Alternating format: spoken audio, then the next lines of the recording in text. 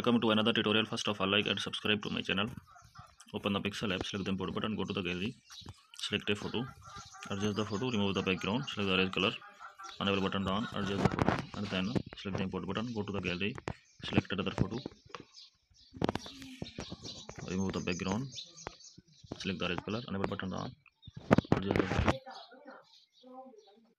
save the photo, select the save option, adjust the save confirmation, change the background color, select the color option, adjust the color, copy the photo, select the copy option, adjust the photo, then select the shape, adjust the shape, change the color, select the color option, adjust the color, copy the shape, select the copy option, adjust the shape. Please like the video and subscribe the channel.